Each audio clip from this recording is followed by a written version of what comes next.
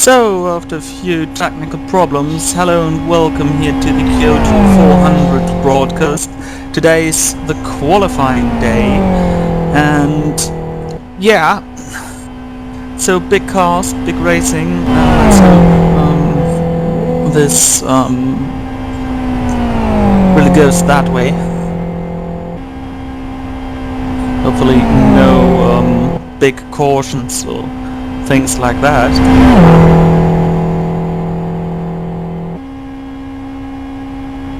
So we're currently in the qualifying session.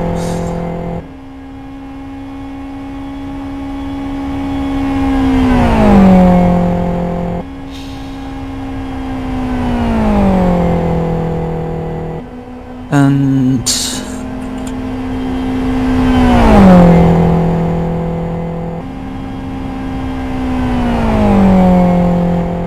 we've already had some drivers taking the laps. I tried to get the current running order out there to you in a minute. I hope I'm hearable and everyone can hear me out there. Quick reaction in the chat would be enough for that.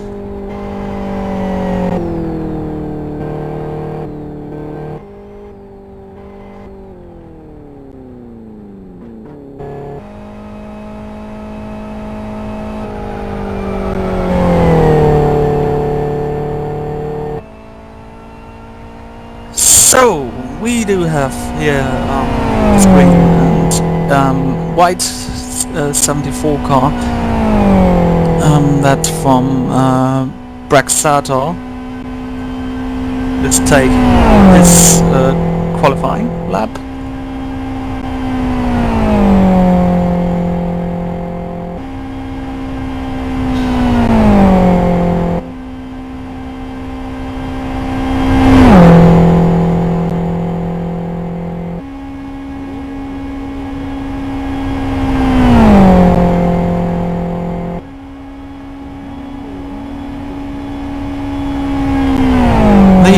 Current standings are as following. We've got Angelov in currently pole position with a 38.67, followed by Ronnie Kronpush with a 38.71, Stefanov with a 38.80 in third.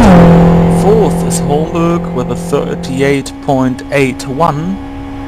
Fifth is Johansson with a 38.84, and Braxator in his first flying lap he did a 39.29, but the second lap should be faster.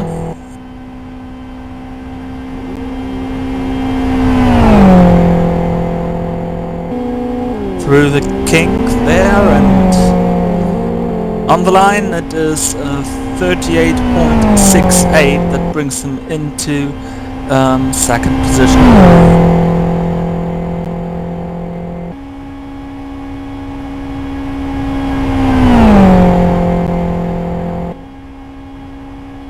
So the next car is sent out. The 88 of Dabrowski in this all-white car.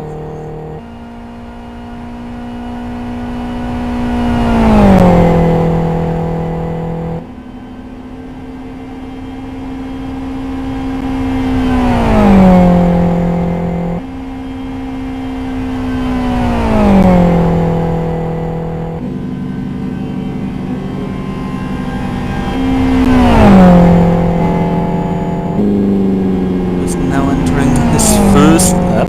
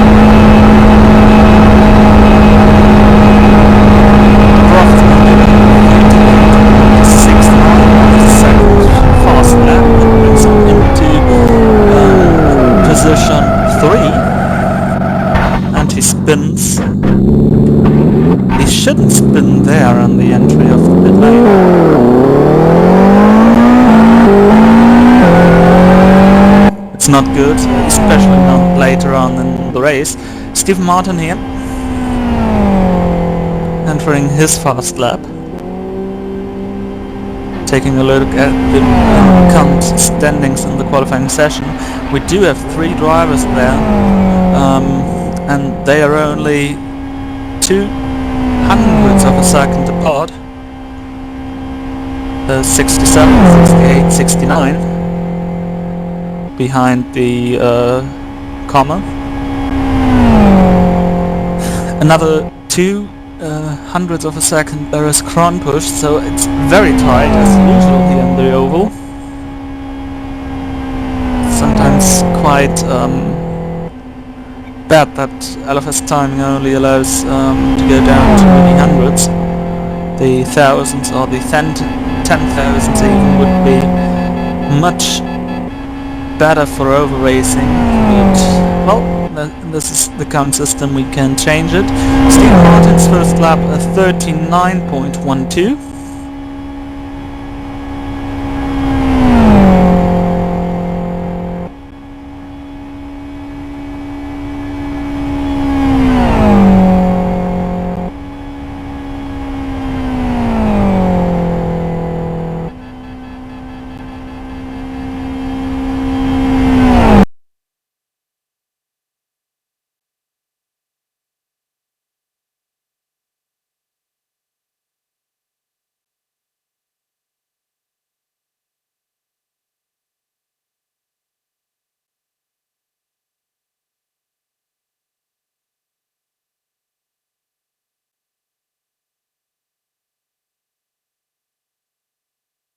So, and Stephen Martin's lap,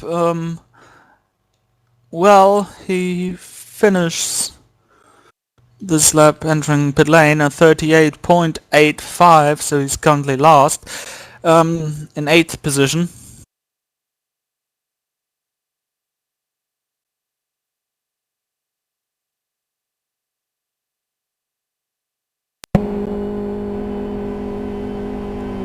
Yeah.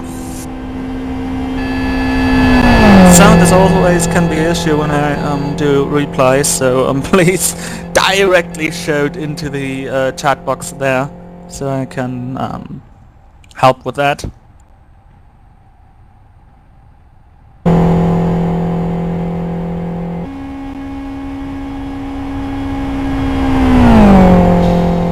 So if you're wondering who's commentating, Theo Falkenberg here from New Dimension Racing. I'll do complete coverage of the Kyoto 400 race, and as today the qualifying day.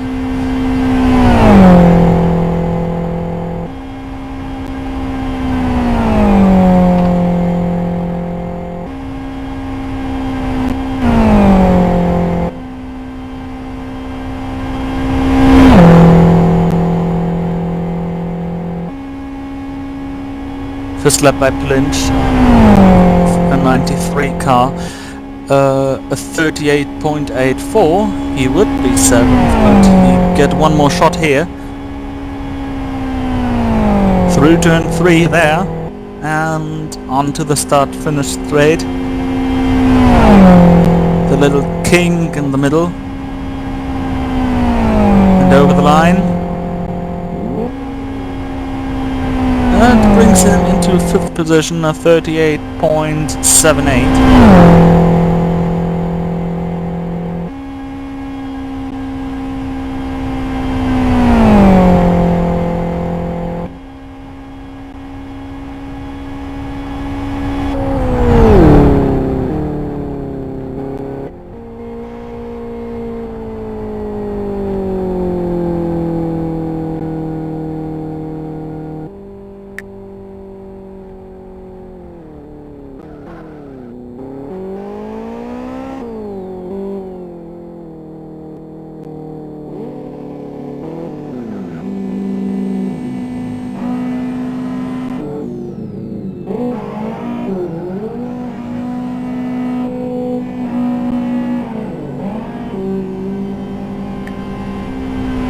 So a little adjustment to the sounds, I hope they are now much better for you out there.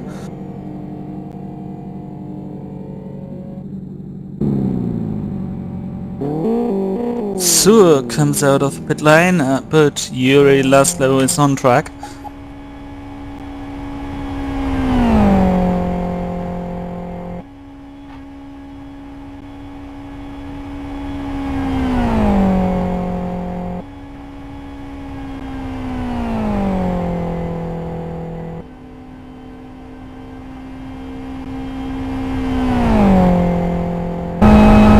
Directly test the new sound settings with the non-board shot.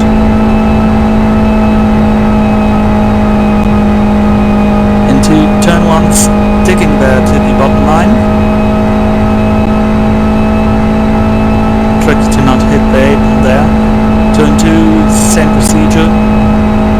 There's always the problem that dust can kick up there, and in the race when someone hits the grass there.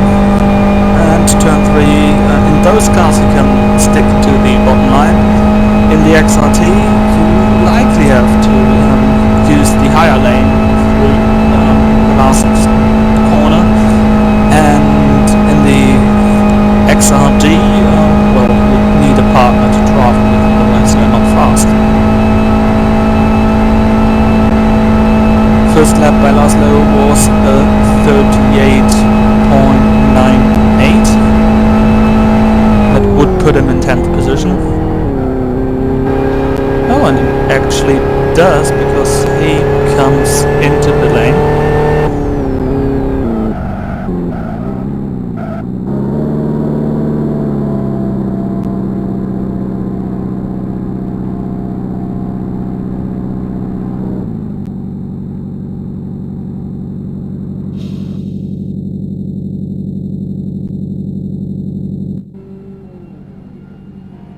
So I hear onboard laps, onboard shots are still far too loud.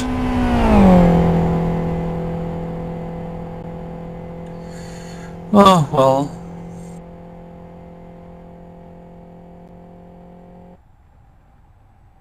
Always the issues with the sound. In the Kyoto 150 it was the problem that the sounds were too quiet, and this time they are too loud.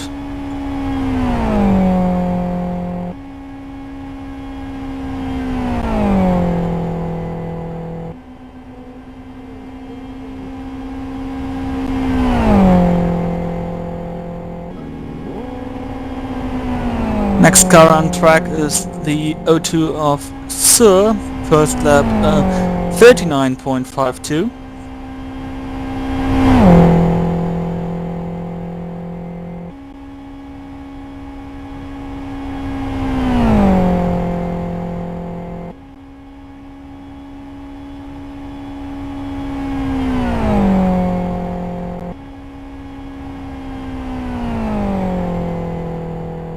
And now second lap.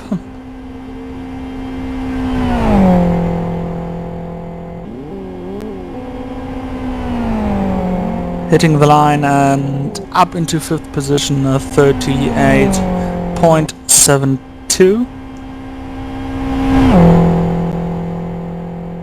Zalev is the next car, waiting at the exit to be released. There he goes.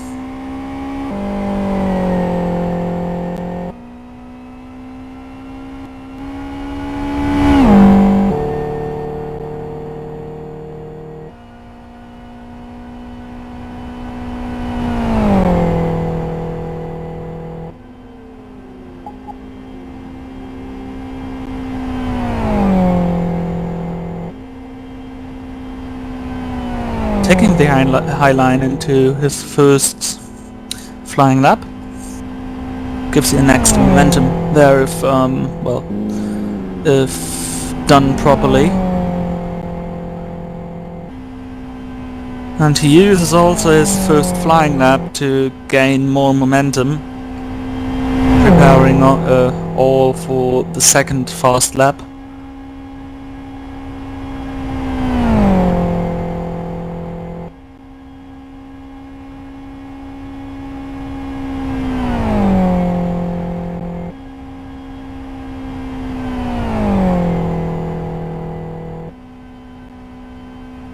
around turn 3, and now he should be on his really fast lap and trying to hit the perfect line through turn 1.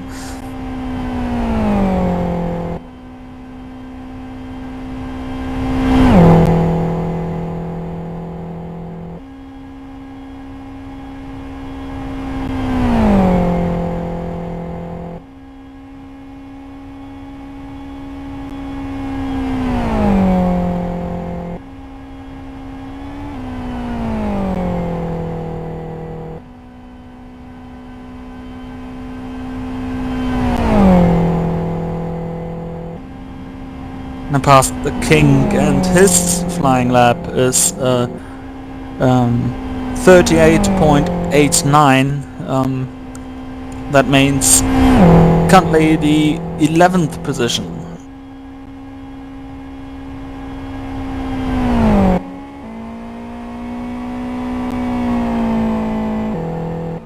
Quick rundown through the positions. We've got Angelov in first position, second is Braxator, third is Dabrowski, fourth Kronpusch, fifth Sur, sixth Pulinch, seventh Stefanov, eighth Homburg, ninth Johnson, 10th Martin, 11th Slatev, and 12th is Laszlo.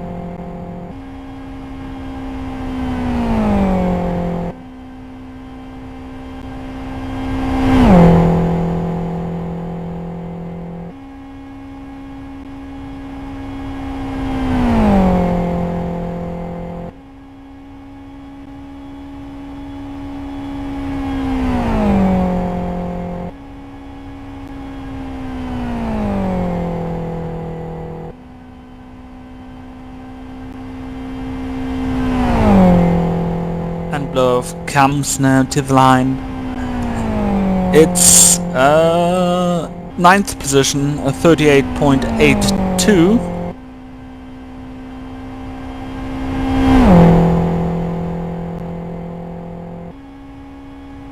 Pretty interesting look. Stefanov in 7th with 38.80. Homburg with a 38.81. In 8th, 9th, Blorf with a 38.82. 10th, Johnson with 38.84, and Martin with a 38.85 in 11th.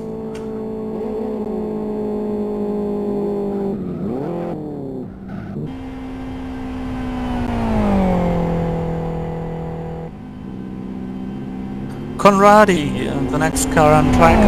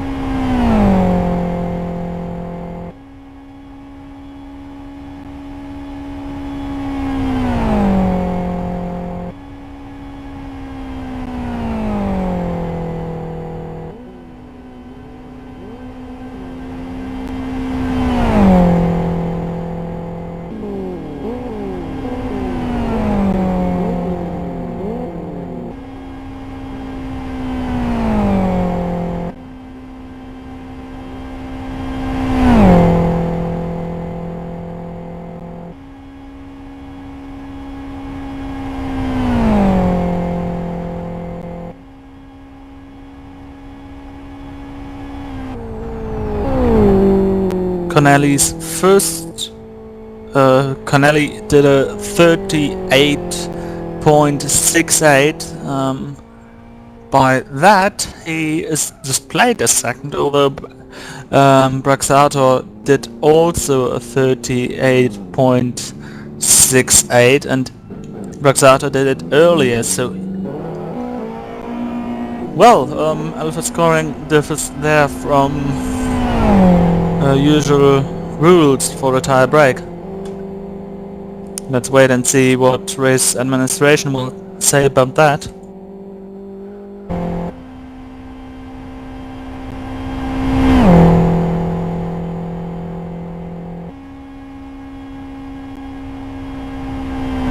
Meanwhile, Malin is entering his first flying lap. The 59 car.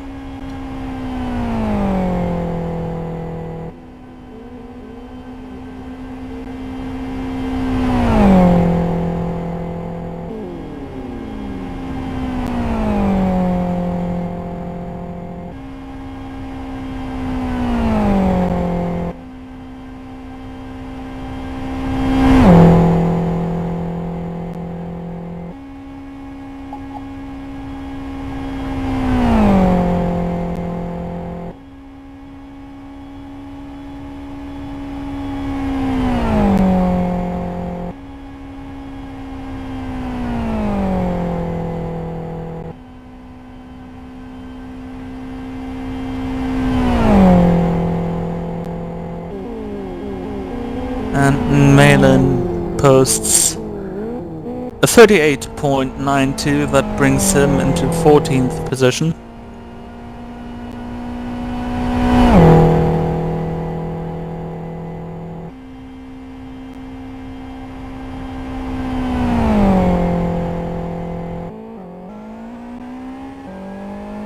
Here comes Velinov in the yellow and white car with our number 4.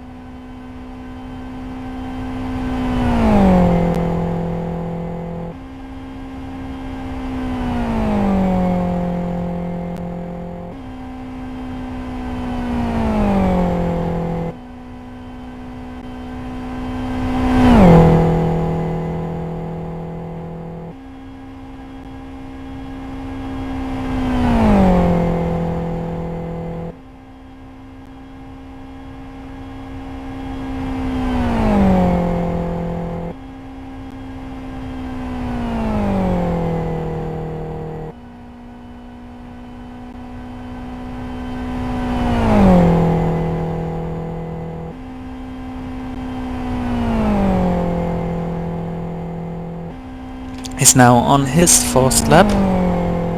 On his fast lap, sorry, not on his first one. His first one, however, was 39.24.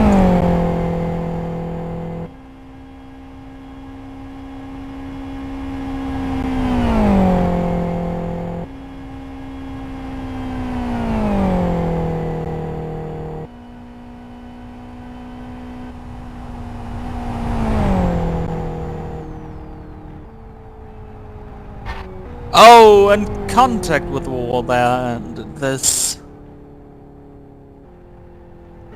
was very unfortunate.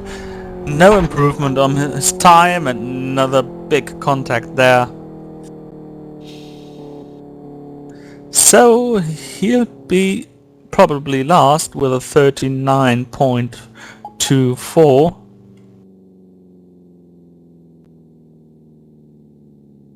Laszlo, the next car ahead, did a 38.98. Although, we should not overrate this qualifying. because we still have the races coming up.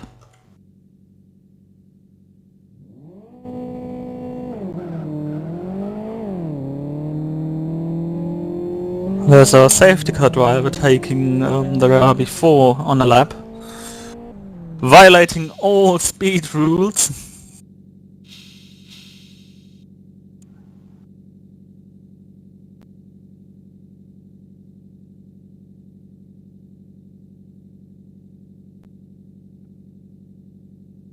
So,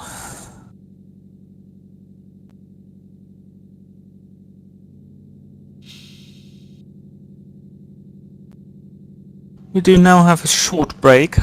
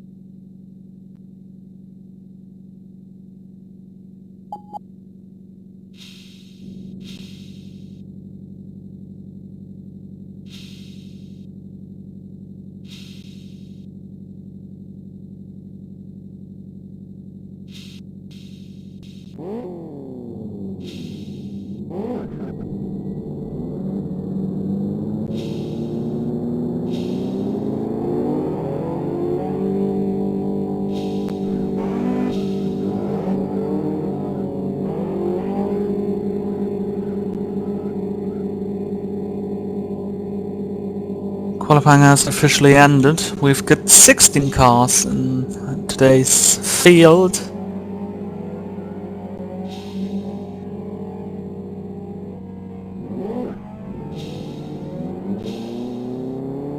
So, giving you a rundown of the qualifying results.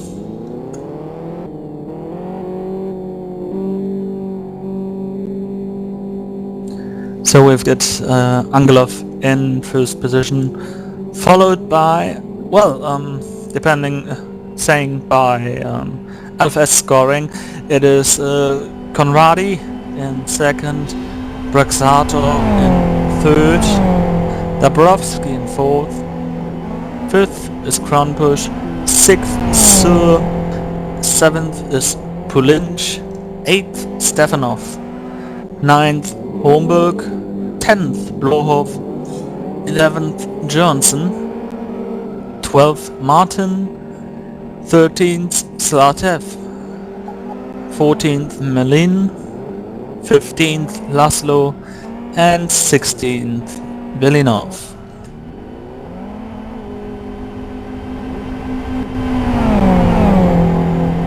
Cars are going out for some practice. So you can see some flashing by.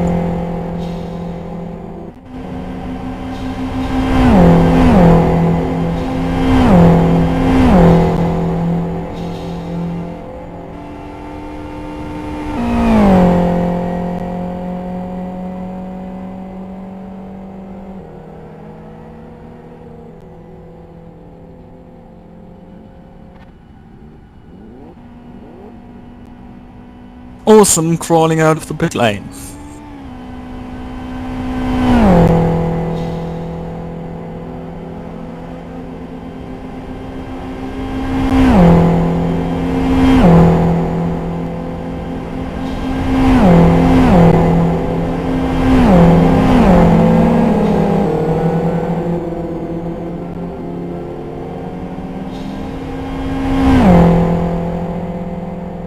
The races will be 54 laps long, plus 2 laps for pace car, for sorting the grid and everything.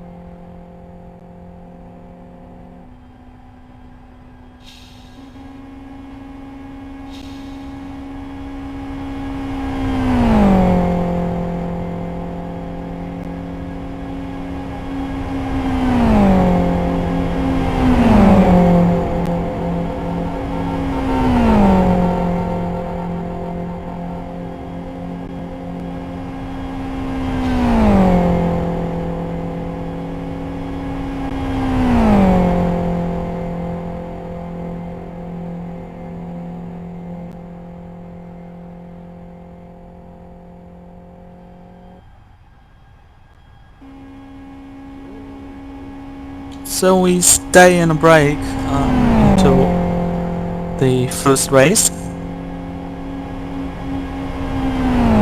So we are also see some drafting action today.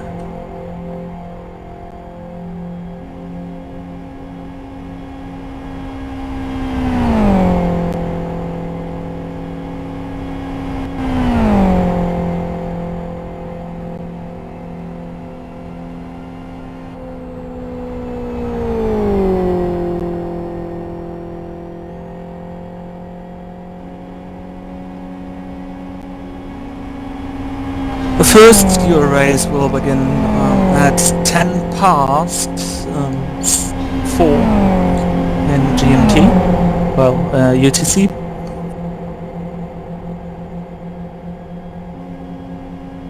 So we have quite some time between those, between then and now. So I would suggest we go into a break for 10 or 15 minutes, and then we will have first dual race.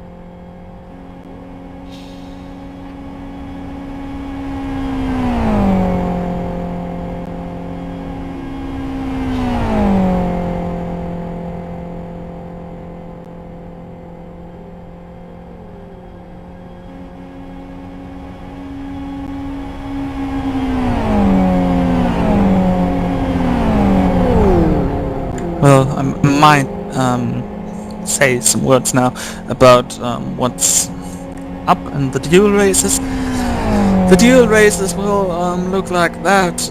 We have the odd numbers, the odd positioned races from qualifying. So 1, 3, 5, 7 and so on. They will be in the first race, and what they will do is race for the order of the inside line.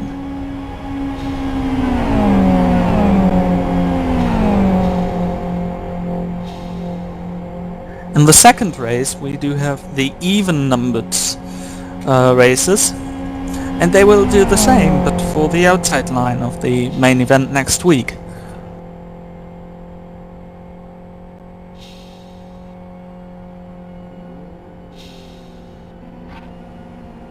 So in race 1 we will see...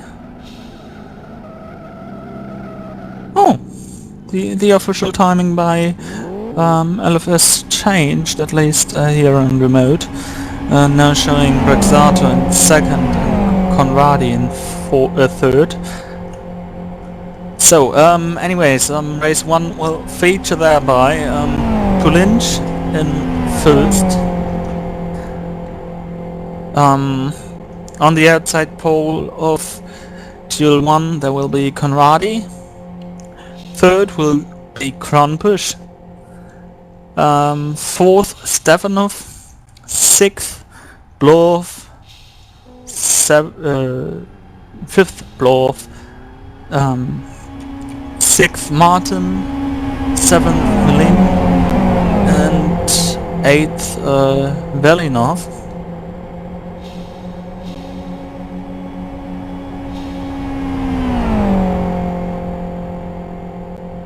At least I hope that that's the order.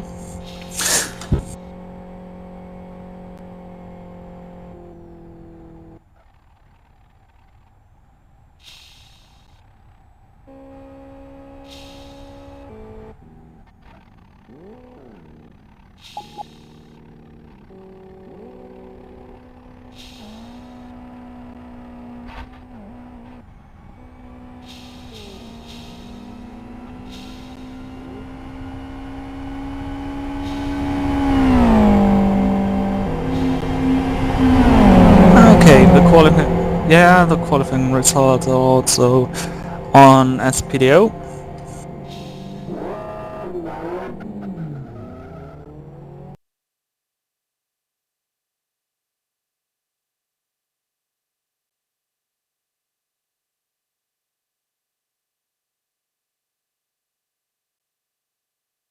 So we can give you the results even on screen.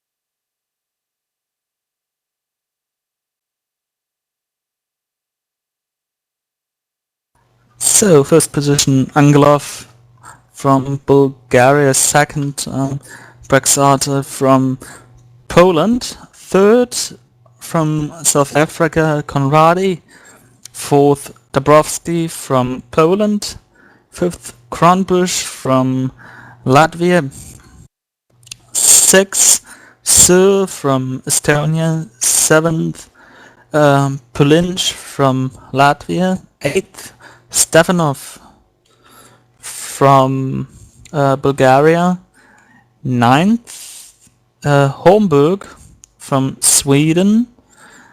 Then we've got Ron Blauhof from the Netherlands, although there's another flag displayed,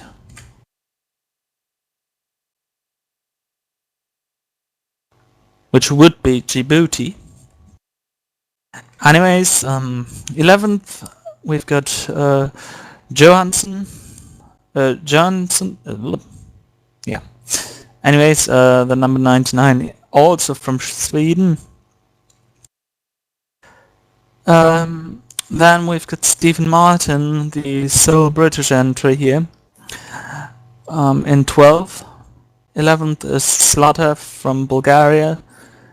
14th is Milin from Sweden. 15th, Laszlo from Brazil. And last but not least, 16th, we've got Velinov. So we've got a total of 4 Bulgarian drivers.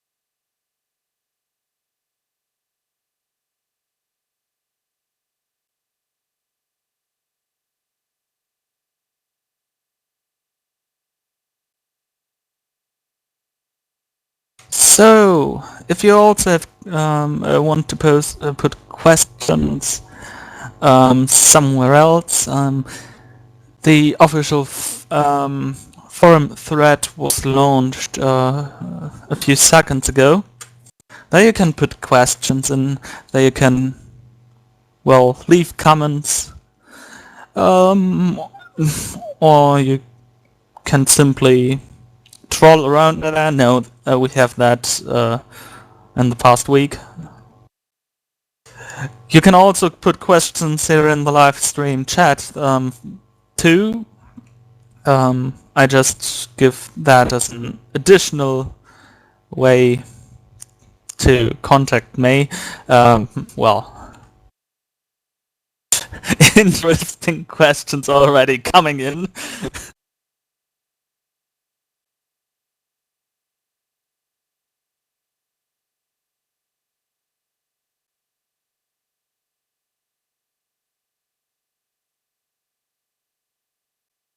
Well, favorite color, if you really want to know that, it would be red. Cheese, I love it. And what rumor is about me there?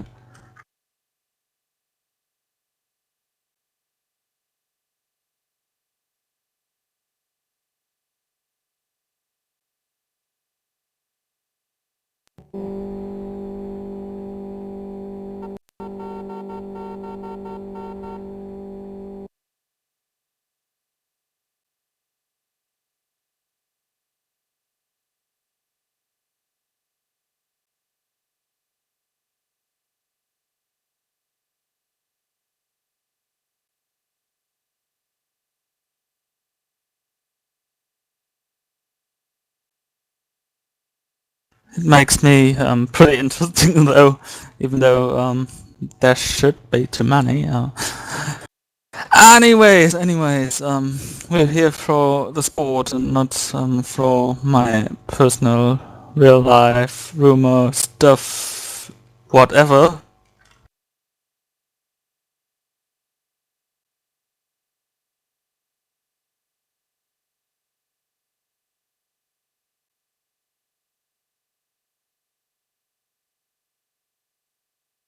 Laszlo greets his mom. So yeah, for the drivers, the last chance to send in some greetings if they like to.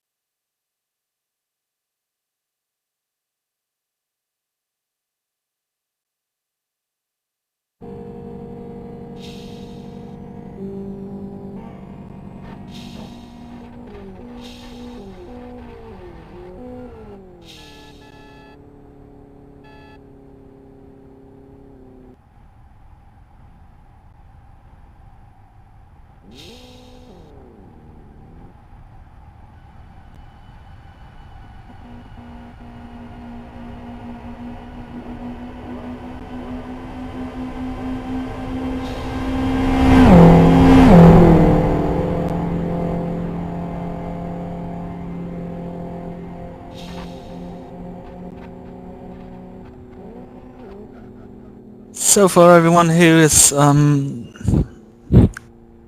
just tuning in, we're here at the Kyoto 400 race by Realistic NASCAR, the organization which also brought you the Alex World Championship as well as the TBO World Championship, if I'm remembering it correctly. And also a few weeks ago, one or two, there was the Realistic NASCAR IndyCar 250, where they used the FO8.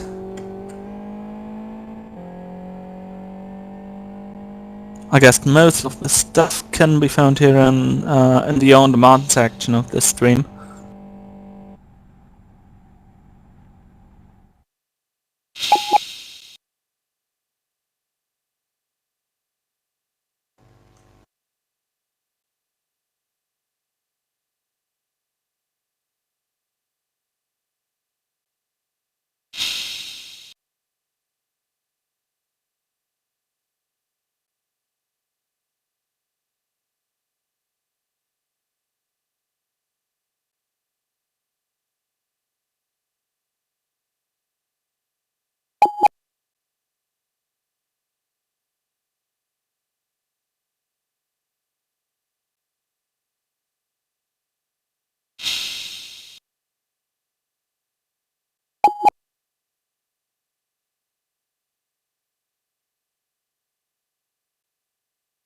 So we are now in this beautiful grid stacking. I guess in every league it really gets the administrators ticking out about the one or the other driver who either does not join at all or who accidentally kicks out other races while trying to move up the grid.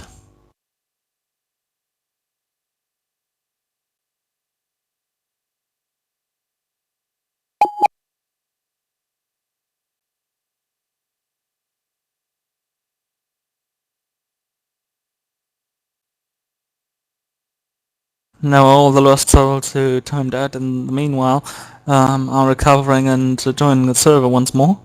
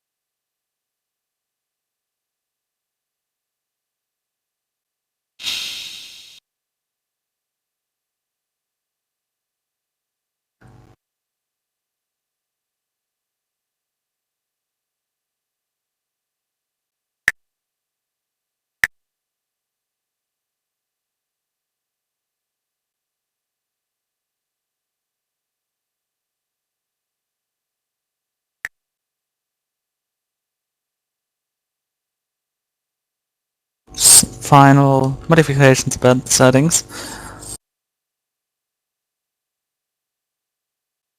So we do have proper sound without being well, confused by some chat sounds or something.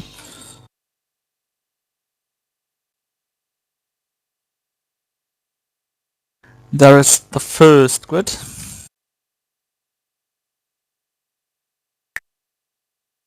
Angelov on pole position. Then we've got Conradi in second. Third is Kronpush. Fourth is Pulinj. Fifth is Holmberg. Then we've got Johnson in sixth. Seventh is Slatov, and eighth is Laszlo. And this is our safety car. We're about to start this any second now.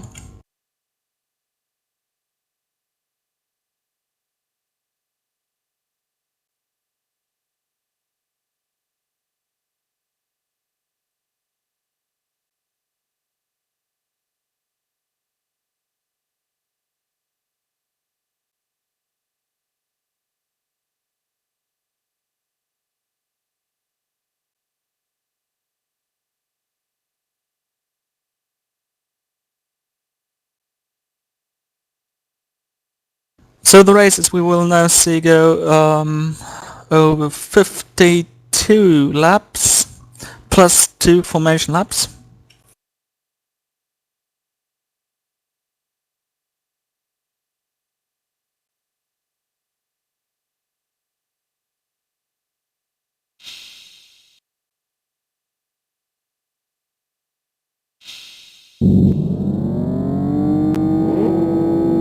Correction, 53 laps it seems.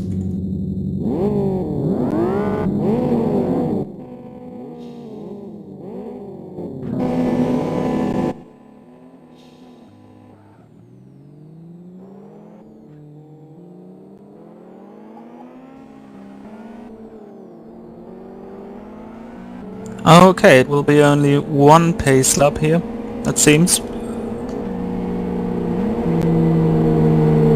Now we see the grid moving.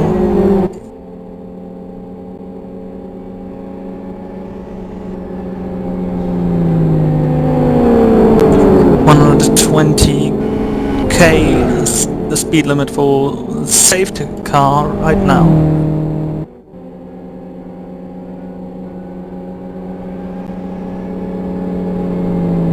Only 4 rows means a very compact field, and that gives the hope that there might be not too many safety cars today.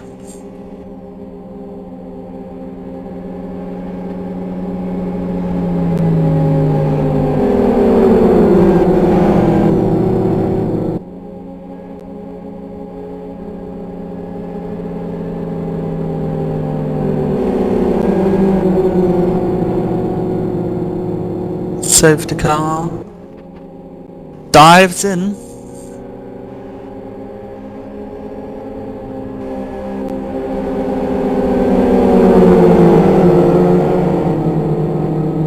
Still waiting for the green flag.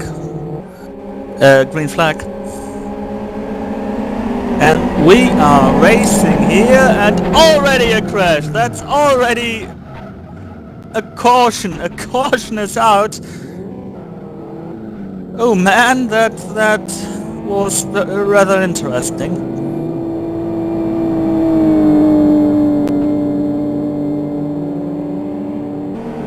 That really was rather interesting.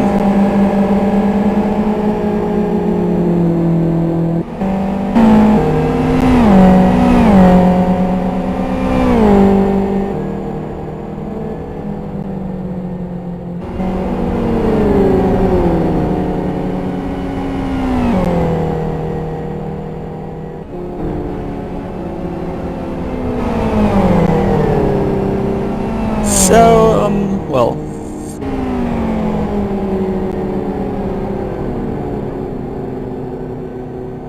Nearly all of the fields involved, and we now have Kronpush in the lead.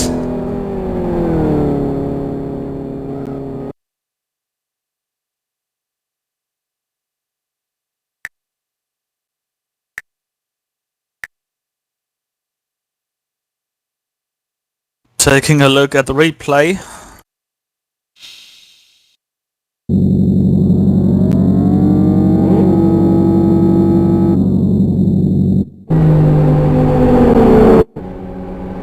That's where I end up caution. That's not a huge thing to do.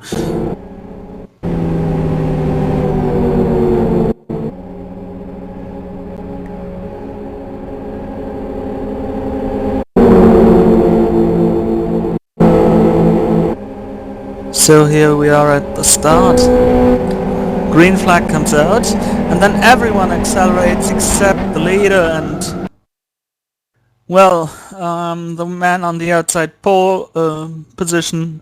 Remember that you may not overtake the leader before the line.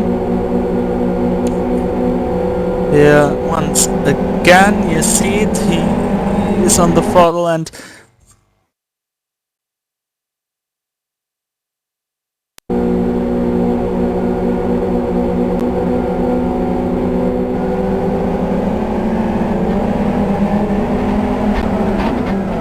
but also Pulinch way too close to him.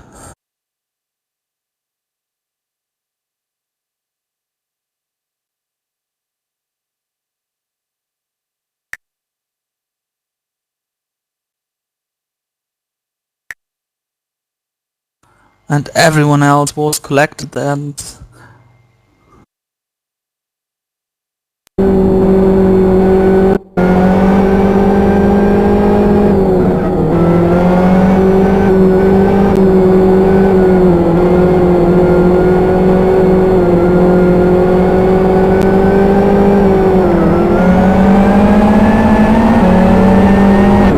suddenly everyone was spinning.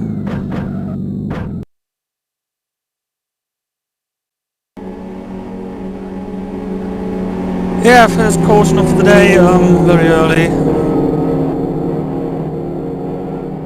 Black was definitely involved, but still, wow.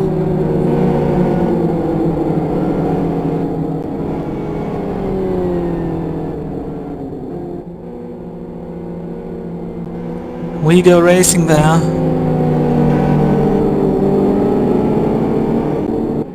In well, after this lap, final lap under the safety car.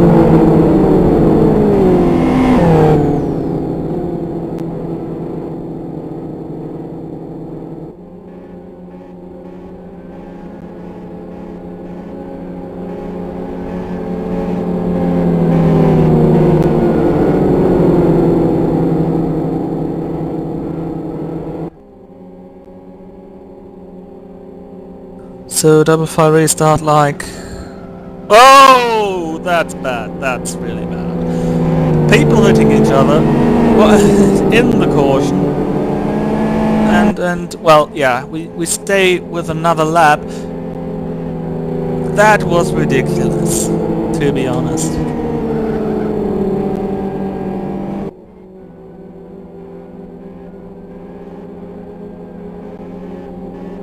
So another lap.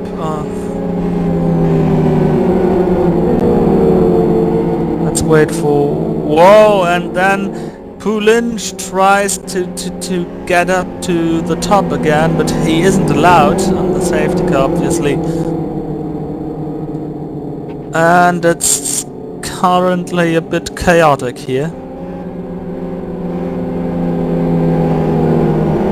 Pulinch lets everyone by now. He was the one who spun. The rest now tries to make a double file once more. Double file restarts like NASCAR. Also like last season in IndyCar, but well, from an IndyCar standpoint, thank God they removed it for this season.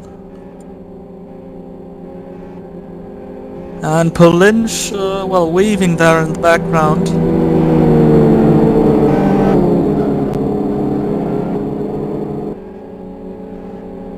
To be honest, tire warning should not be done on the last lap of the caution.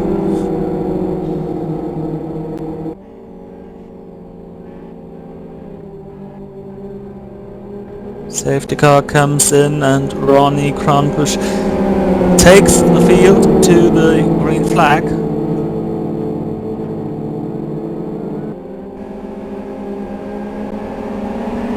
And we're racing once more.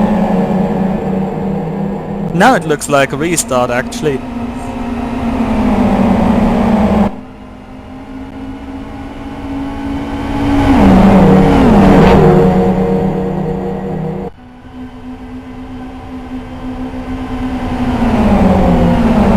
Though they did not sort well in the back. Huge pack up in front, they are doing a three-way draft.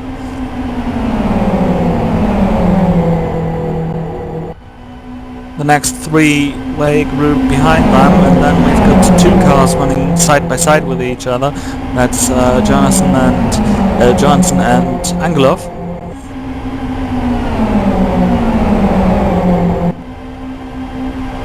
Fastest lap by Sladev, who's currently in third position up in front.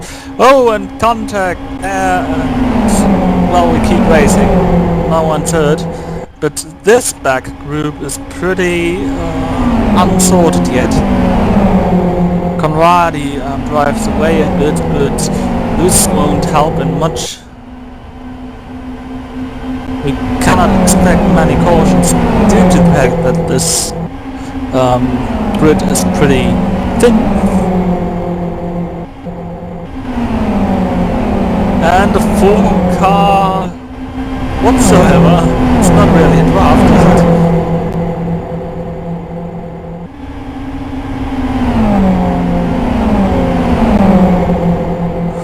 And a pretty lucky red car that was Pulinch.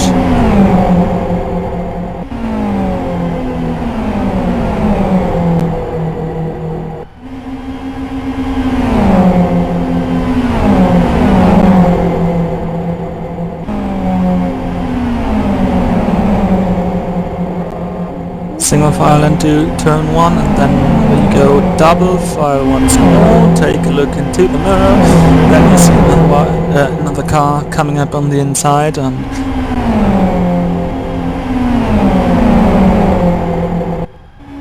although this was pretty chaotic in that group, they nearly reached Karate and Slatev. Is it Slatev?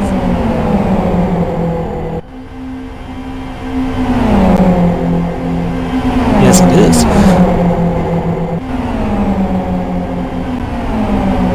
So that rafting doesn't work well so far, but maybe this changes.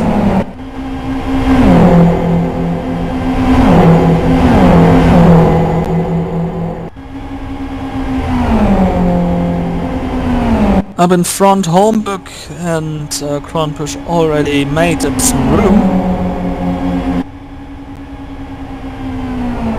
Both can be considered overall experienced. Several presences in the Kyoto oval events like the Kyoto 250 or the Kyoto 500, or lately the Kyoto 150.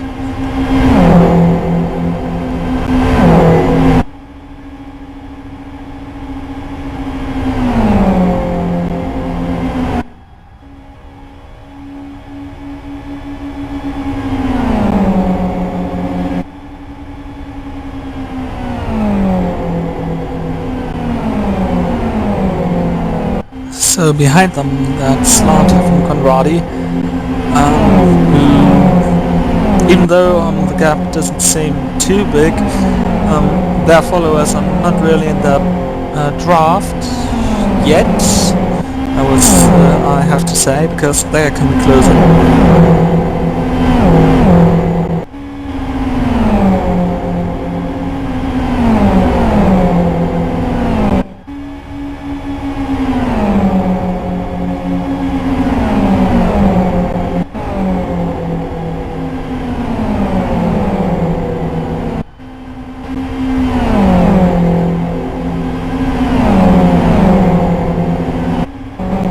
Not yet seen downdrafting, although it is allowed here.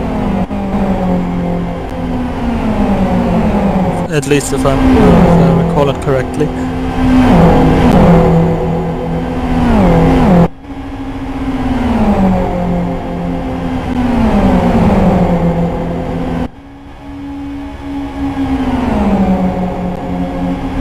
So on the bottom of the screen you see the current running order. Every now and then.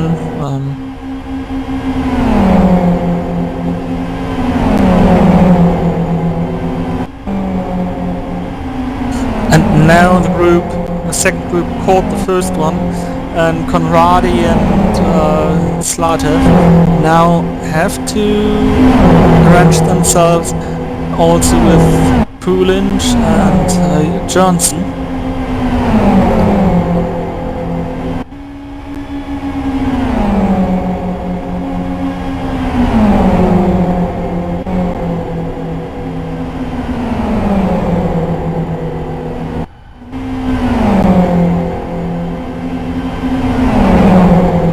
Four-way drafting is not really effective. We've seen that in the Kyoto 500, for example, which is pretty much comparable to the racing here as in the Kyoto 500. The cars are pretty fast and have pretty much downforce, but the only difference really is that those cars are open wheel as well. These cars here, they have a top over the cockpit, and of course covered wheels.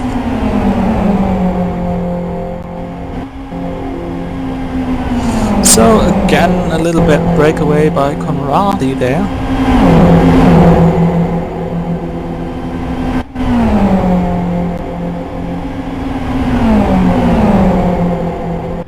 Pulinch and Conradi now in front of Slatev and Johnson.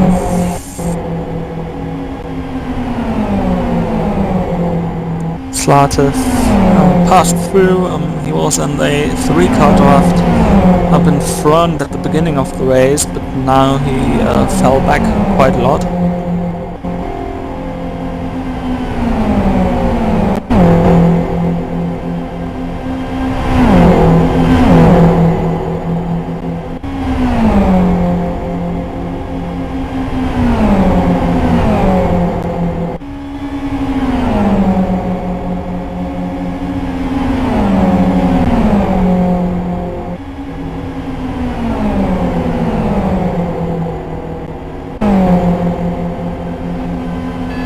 Oh, and there was contact with the wall by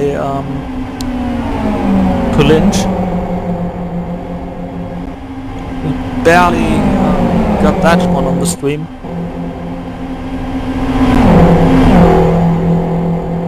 This little contact might be enough to lose enough momentum, though currently those two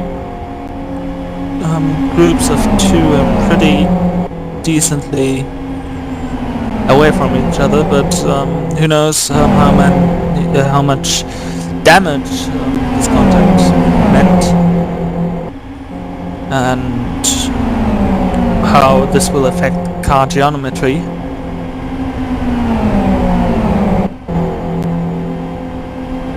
Currently the gaps look pretty stable, except for the gap to the leader.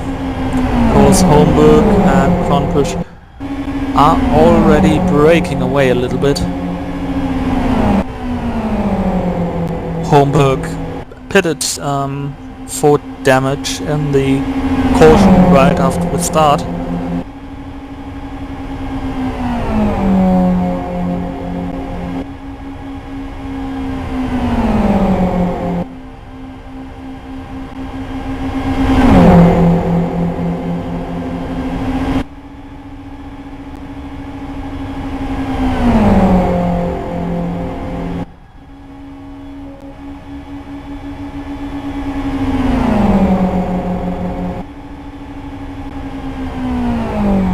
So racing in these cars and this oval is mostly about slingshot drafting.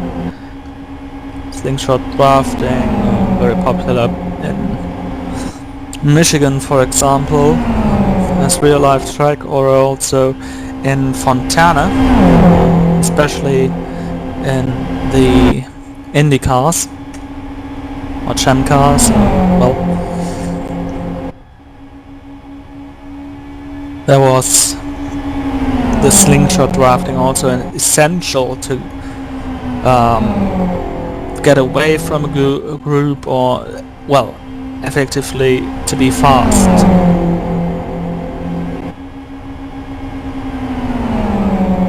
I guess the three-way car draft we've seen in the Kyoto 500 for the past years would also work in those cars, but that's just a guess. No one executes that one.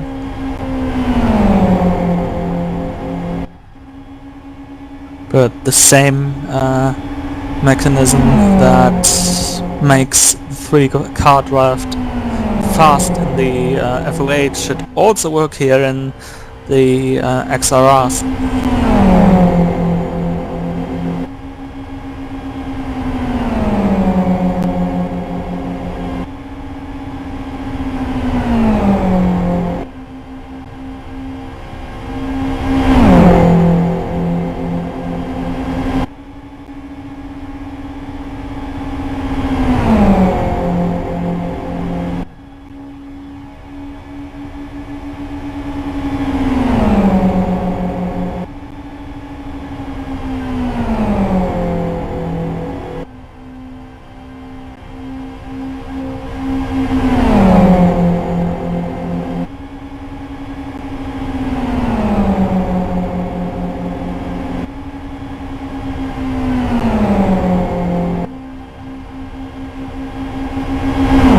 Start finish area. Oh, contact! And this one put Ronnie up into the wall.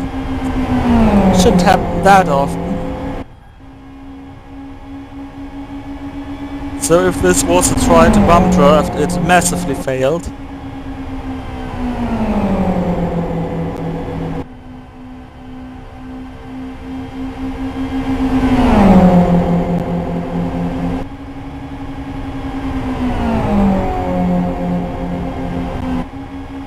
So 30 laps to go. Quick rundown. We've got Holmberg in first, followed by Kronpusch in second. Third is Pulinch, followed by Conradi. Then we've got Johnson in sixth, Slatev to together in a group with Zlatov, who is now in 5th, Angelov in 7th, and Laszlo last car, and also very alone on the track. Next car in front, Angelov is already out of turn 3 when he enters it. Pretty huge gap to the cars in front. He might be a victim to being lapped, actually, because alone you're significantly slower, already 20 seconds behind the leader after 14 laps.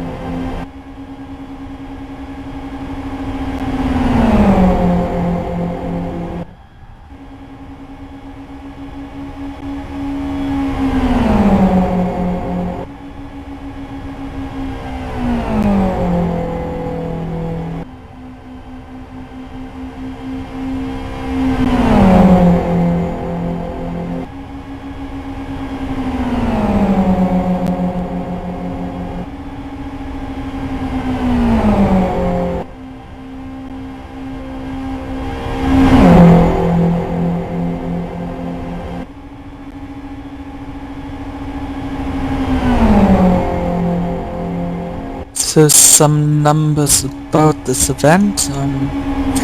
You were forced to get a license before the event, an over license by Realistic NASCAR, and for that you entered practice sessions before in the week before today.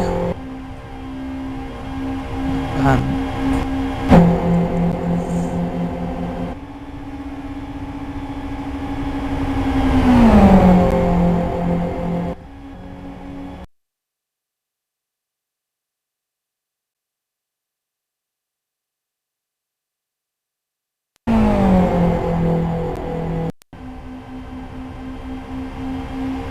little problem with the streaming computer.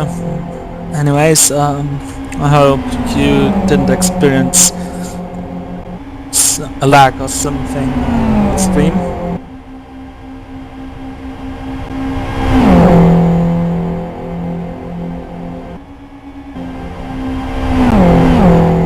Now taking a look back to Pilinch and Conradi, and those two are now solo runners.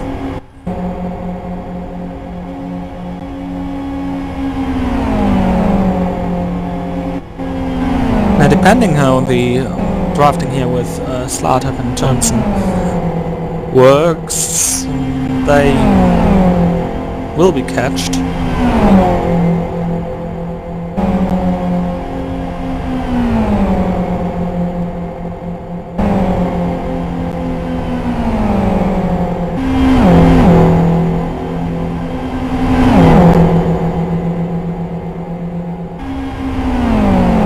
Doesn't look really effective there, to be honest.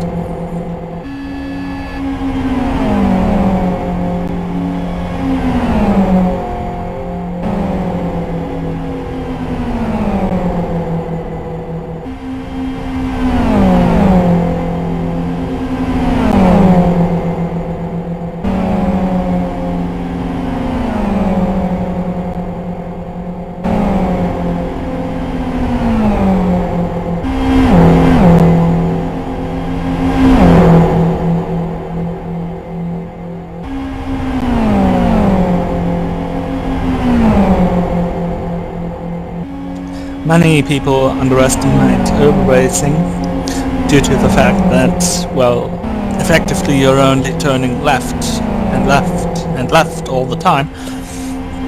But especially your physical condition, your stamina, and also your ability to concentrate throughout a racing distance. I mean, 400 laps, that means maybe 3 hours of over racing next week. Those criteria are really, really important. And even though it looks pretty easy, and in fact it is pretty easy, okay, a timeout, but no one here out of the race. Some of the Duel 2 races just timed out. In fact, the first laps, this really is pretty easy, and you really have to concentrate to not get too racy. This might sound strange, but the real race is done in the last 10 laps or so, depending on when the last caution comes out, and well, today there won't be another caution. 20 laps remaining.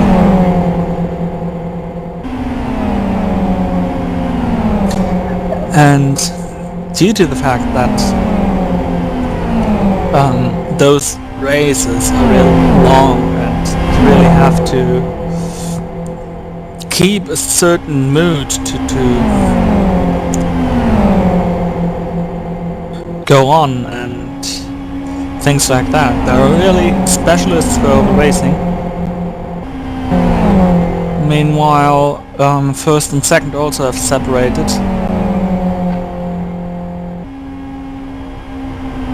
Ronnie tries to get away on Holmberg. This would bring him the pole position for next Saturday.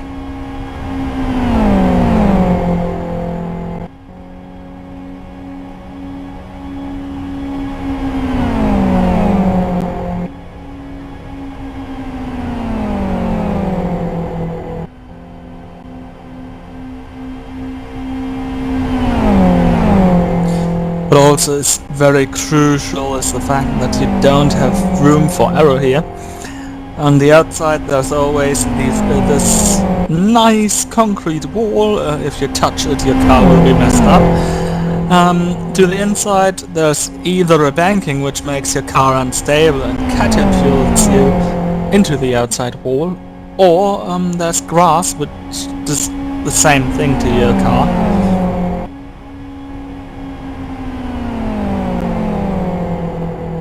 Or on the start and finish area you have even on the inside a wall.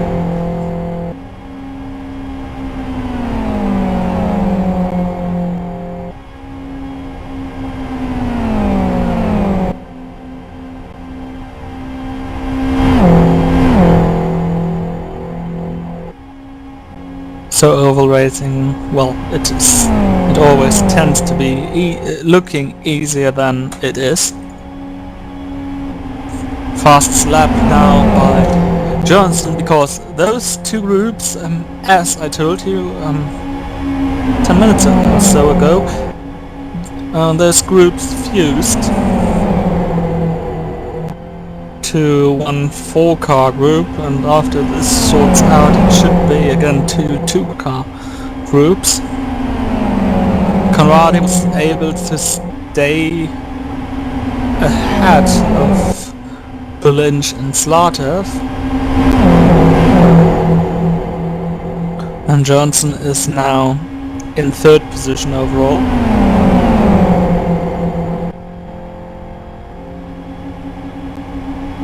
But now again a little separation.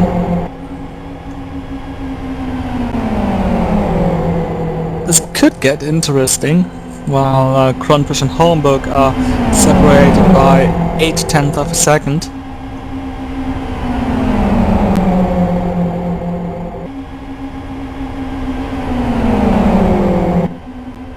And now a 3-car draft in the back.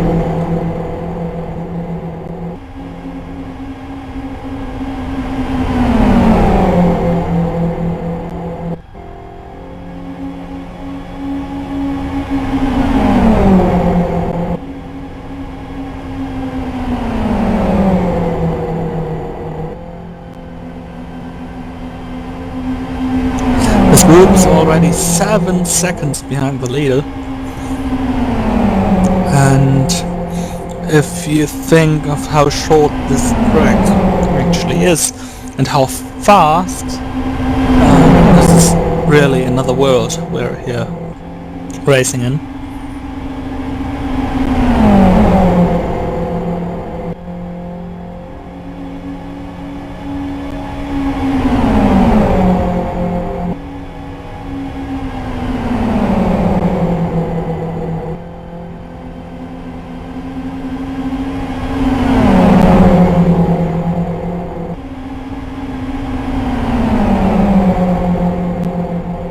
Now, as I told you, they are two car groups again.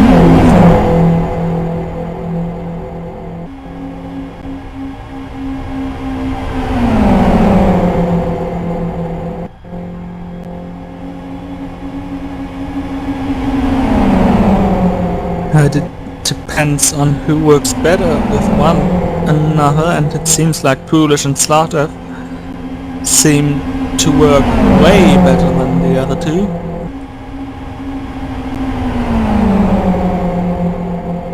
And so they are back in the slipstream of the cars in front.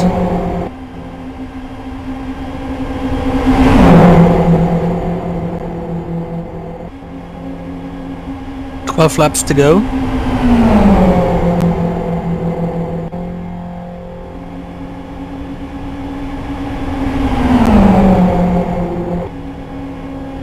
Oh, and contact, and 3 cars are forced to go the wider lane there.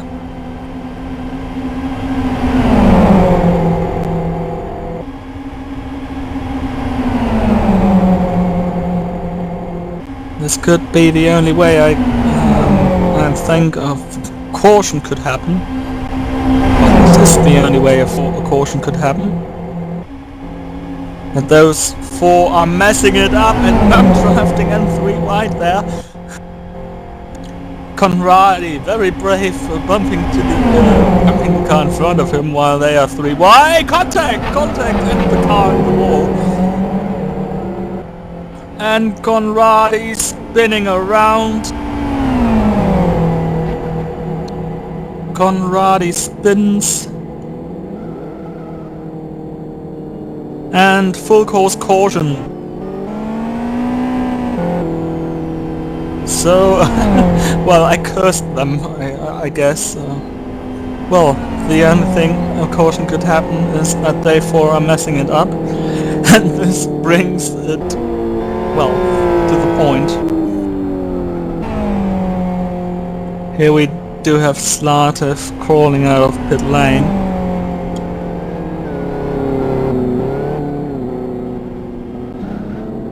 He didn't repair damage, which is pretty interesting due to the fact he was in pit lane before pits closed. Maybe he tried to stay on the lead lap.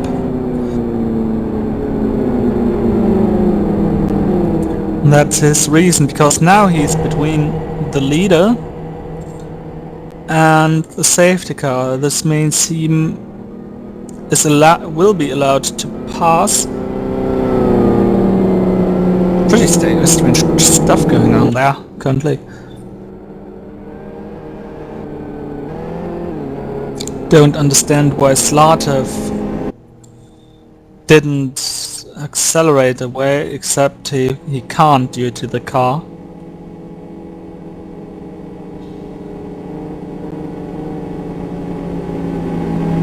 The question, can I pit? And this explains everything. So we've got a caution here on the speedway with Kronbusch in first position. Hornburg is second, and they start weaving again. Pulinch is third, fourth is Johansson, fifth is Laszlo, sixth is Conradi, seventh is Angelov, and eighth is Slatev. And against what the NASCAR practices, here in realistic NASCAR you may not exit the pit line when pit lane is closed. In NASCAR it is that way, that you may not enter the pit lane when it is closed.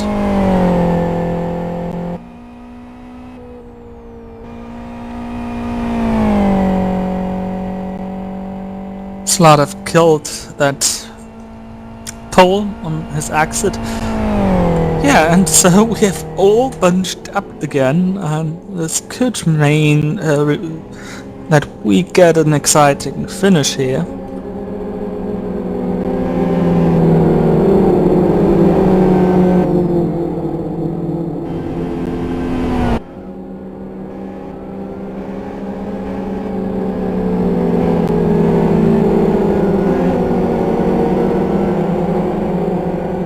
So we go racing there in just a bit.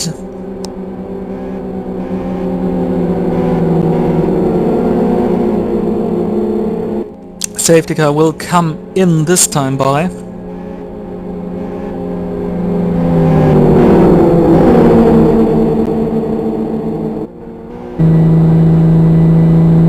So, a 7-lap sprint. 7-lap dash for the cash.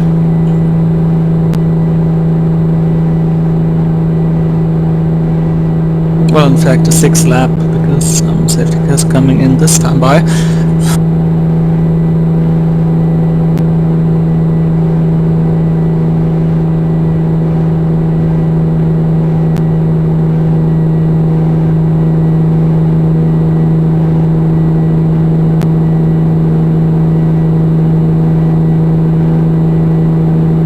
And after that we will know who will be pole sitter for the Kyoto 400 of 2012.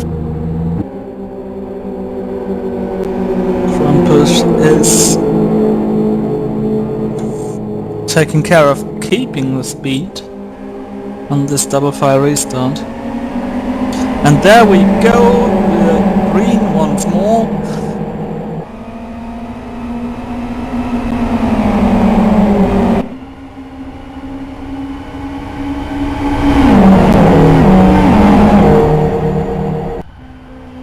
And Holmberg and Kronpusch are already pacing away, though they are not really sorted out yet. And in the back we've got Laszlo. Suddenly Laszlo is in third position. He was all the race down in last position with no draft partner, and now he's up there with Johnson.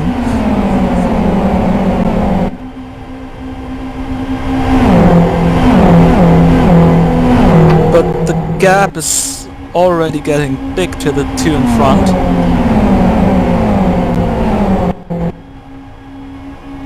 Lynch doesn't have a draft partner. Conradi behind him neither.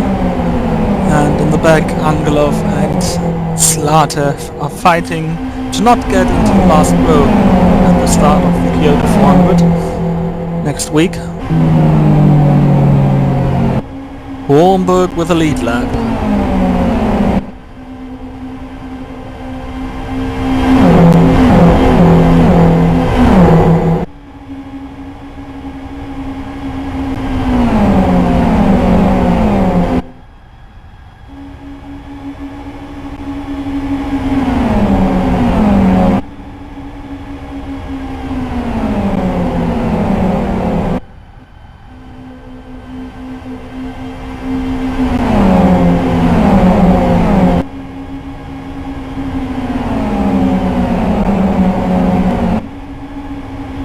Three to go.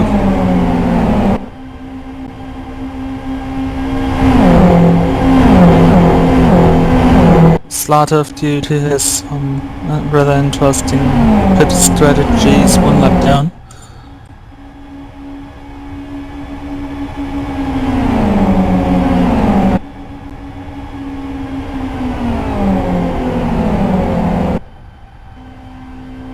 And narrow there by Johnson. He was too far up, and well, that's a pretty deciding moment that will mean that this group of two won't have any chance at winning this race. Laszlo will be pretty happy that he got away from the last place. Might be a third place to him, and now Kronbusch and Homburg are entering the final lap. Ooh, that was close for Homburg, pretty far up there.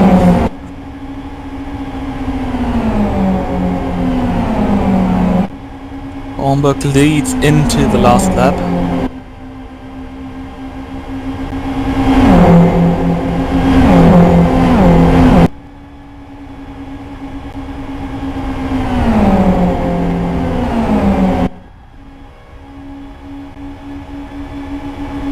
Homburg will not cover the ins. Yes, he will. But now Kronbusch in the draft. This will be interesting. They are coming to the line. Kronbusch on the outside line has the advantage and he wins it. And behind them it's Johnson taking the third spot.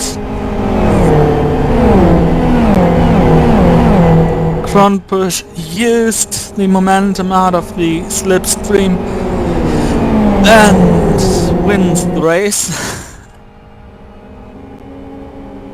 He's now driving to the start-finish line to celebrate a bit.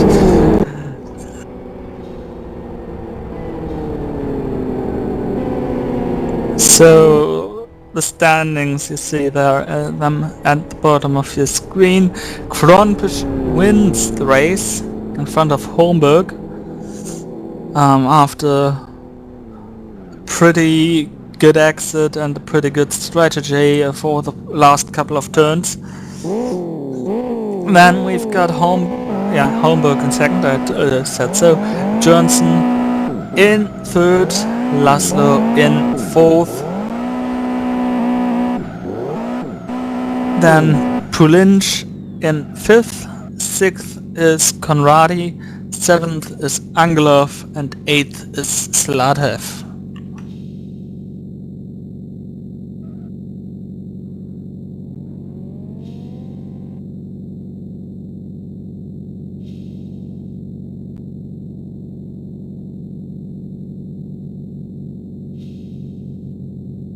So here we see the car of Ronnie Kronbusch. The 96 in this really violent green. Especially this combination of green and red, pretty significant and, well, pretty known so far.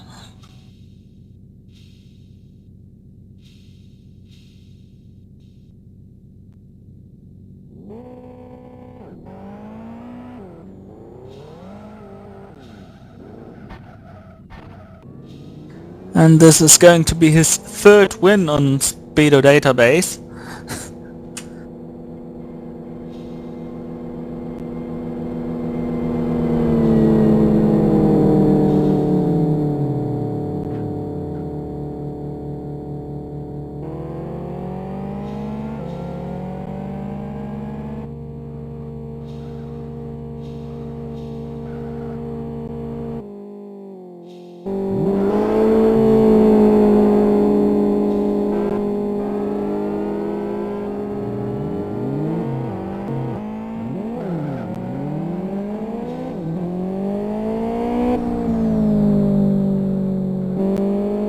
First winner of this Kyoto 400 qualifying day. And we've got still one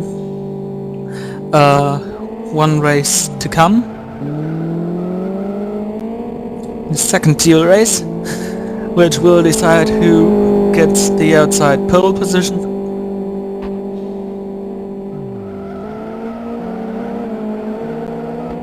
Blow-off now asking how one may pit in doing cautions. Tracks are opened for some practice again. Okay, you have to...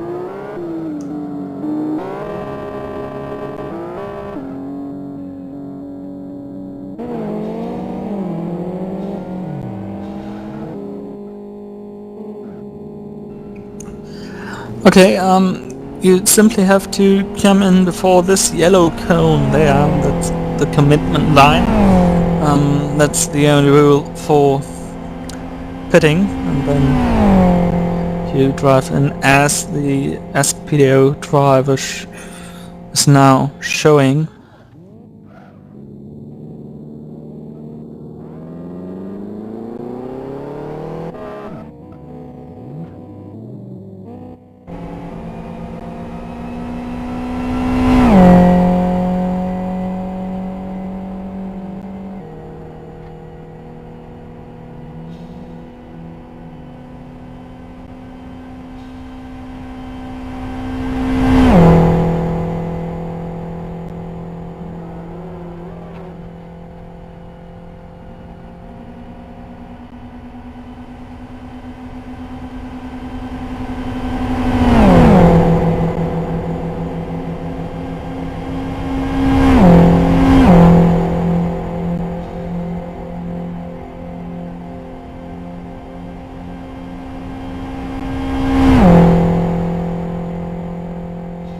So,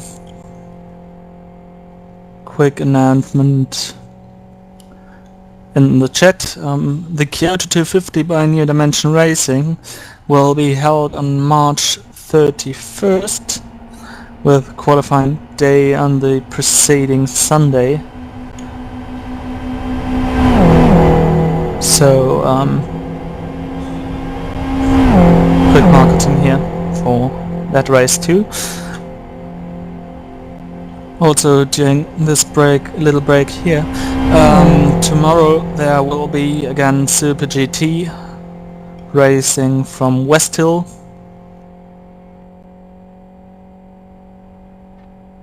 This race will be broadcasted as well.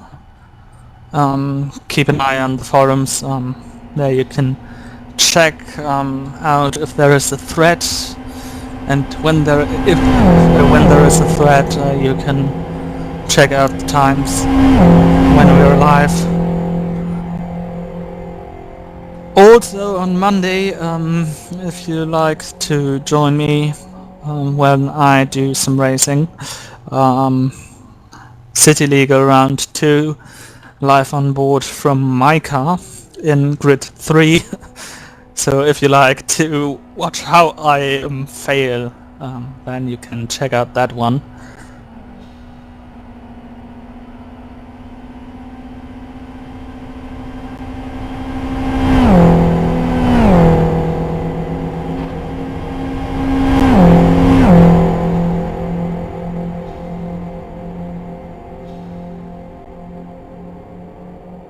So currently there are problems with the skin of a driver. We've seen a white car flashing through the picture here, but mostly it was either it was blow-off. I guess I didn't check that regularly. User joined your channel. And there's the 88. That white car there, that seems to cause the problems.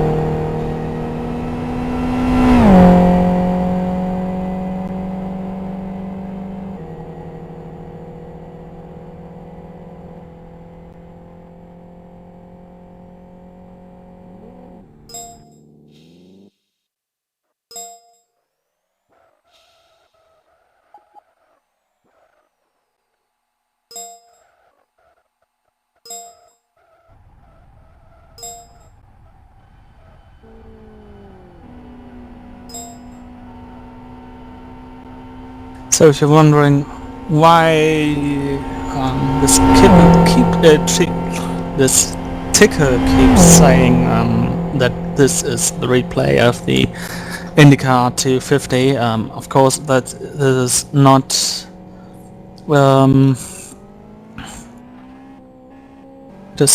the IndyCar 250. You're here at www.livestream.com/realisticnascar for the Kyoto 400 race. So it's pretty big on your screen right now, pretty readable.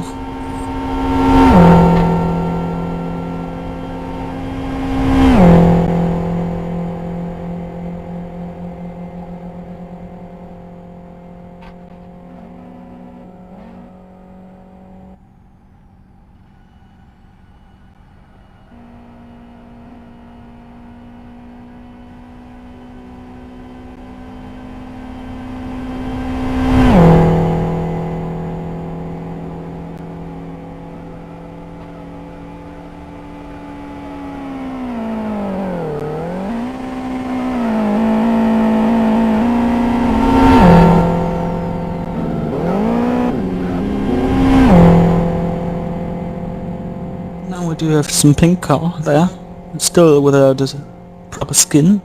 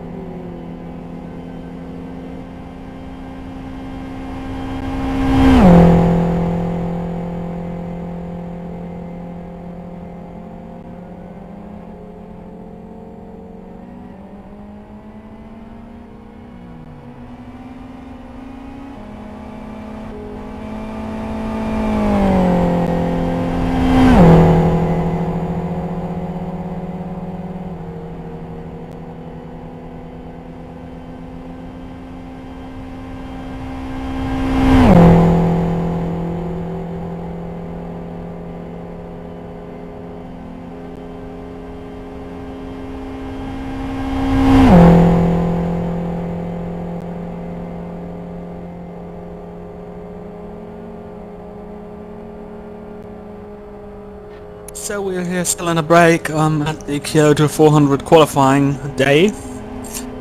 We're in a break between the first duel and the second duel. The second duel, determines who is going to start in which order on the outside of the starting grid for the main event next week. The first duel was won by Ronnie Kronbusch, who will therefore achieve his third overall win at Speedo database, at least currently. I don't know how many of his own races he will upload there.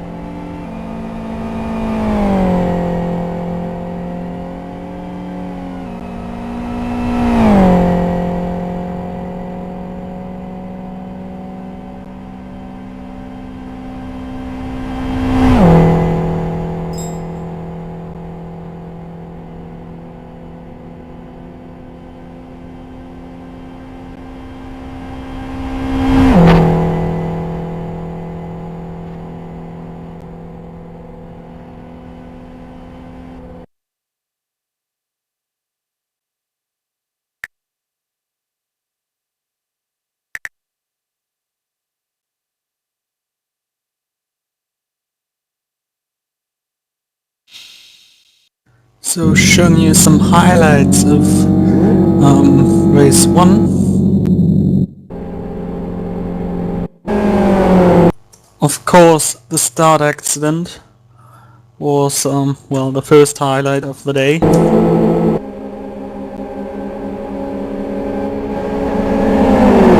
flag flew and then chaos came out.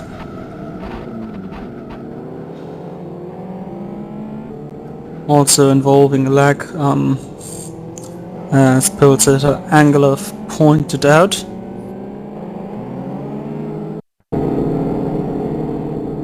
Then later, last lap under the safety car, and we've had an incident with Pulinj, who came down here and... no, it wasn't Pulinj, it was Conradi who suddenly spun there, and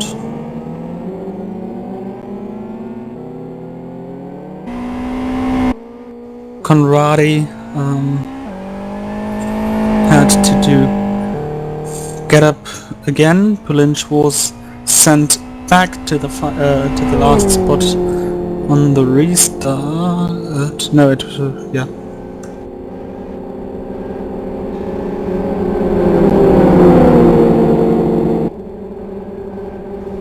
Then we've had the real restart here with double fire restarts like in NASCAR.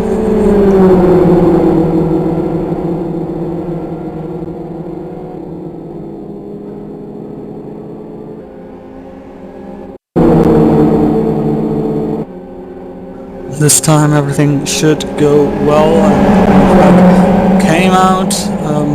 Kronpusch and Holmberg should get away pretty rapidly, making pretty much room there. And well, here they pulled away with Slaughter, who later fell back. And everything stayed green until, with 7 laps to go, we had another caution due to an incident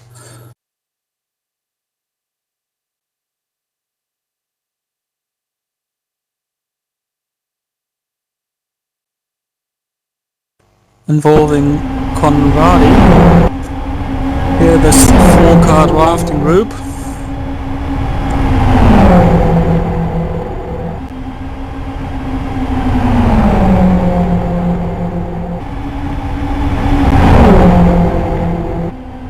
And then to the outside, those 3 came wide.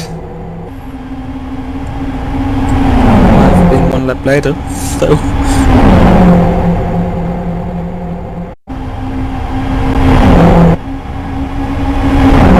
So 1 lap later,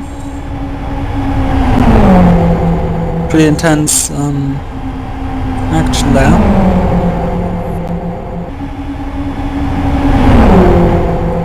And then suddenly it turns bad. Conradi nearly keeps it, but then spins around, and this causes the second caution of the day.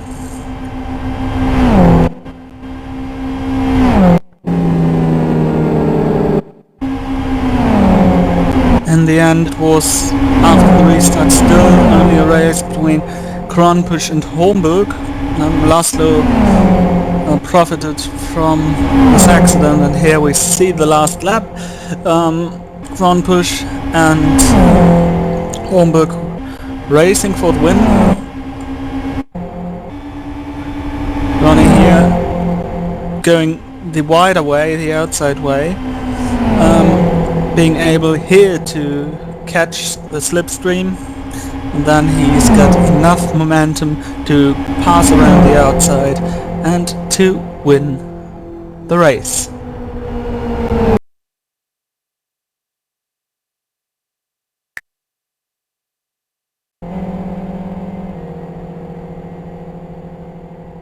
That's the summary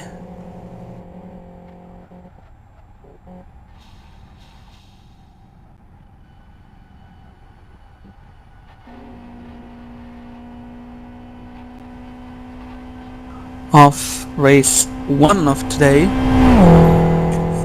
A second one coming up in 10 minutes.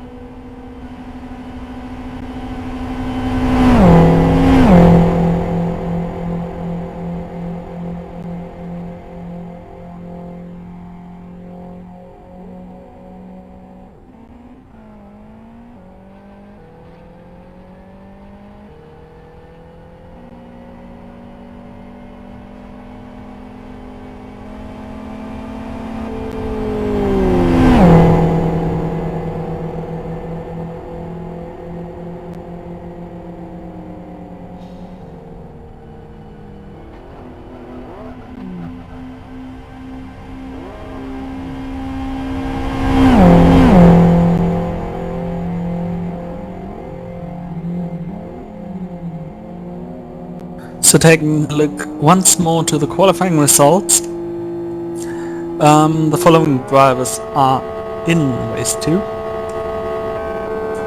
We have Braxator in pole position. On the outside of row 1 we've got will have Dabrowski. Third is Sur. Fourth is Stefanov. Fifth is Blov. Sixth is Stephen Martin, the only British man here in the field.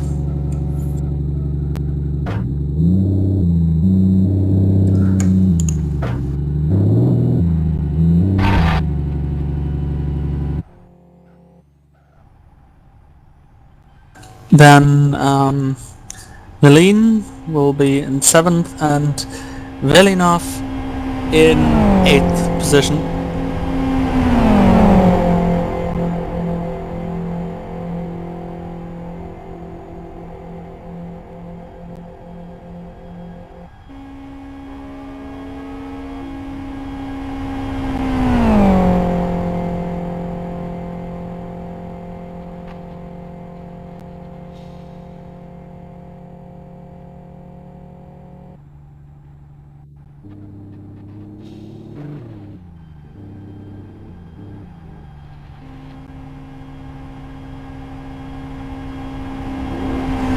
Also, we've got a safety car driver who wants ultimately be on television, it seems.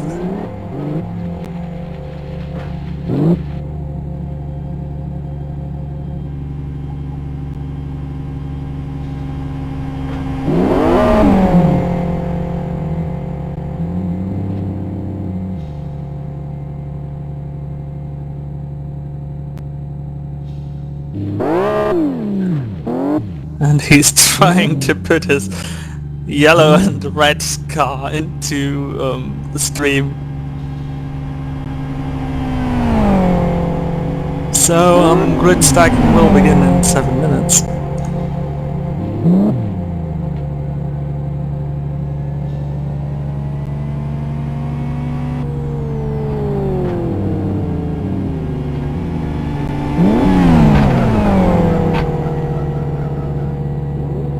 Pretty interesting to see.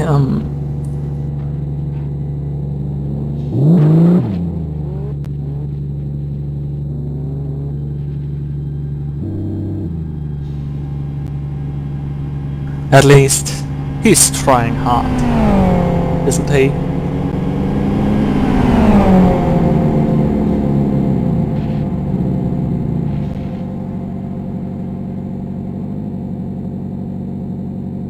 And now a pink car.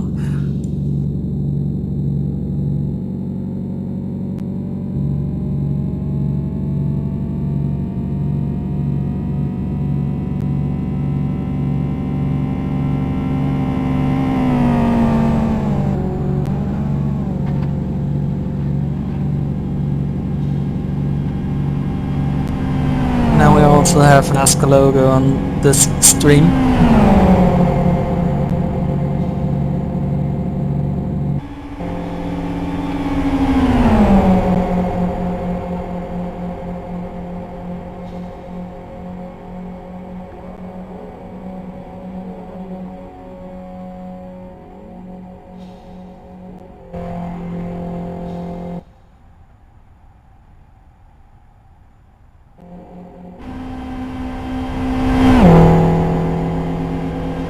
Some guys are turning some laps.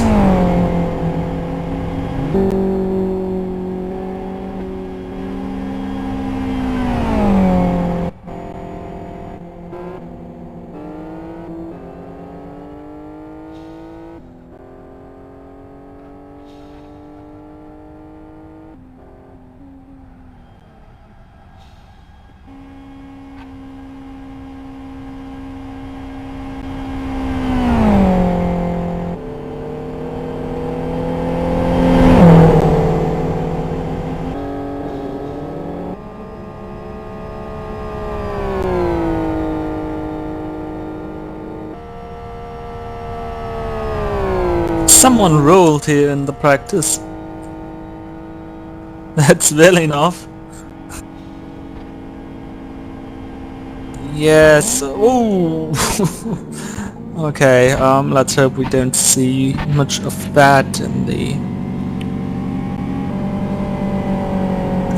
in in the actual race later on.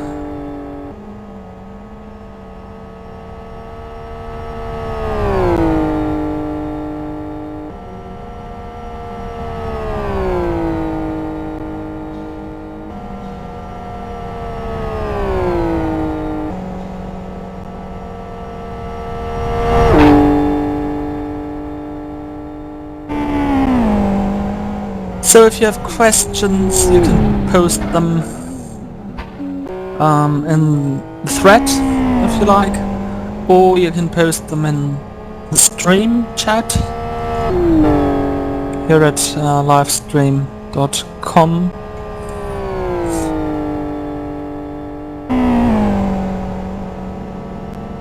And thank you for watching us, even though there are some big races over on other sims.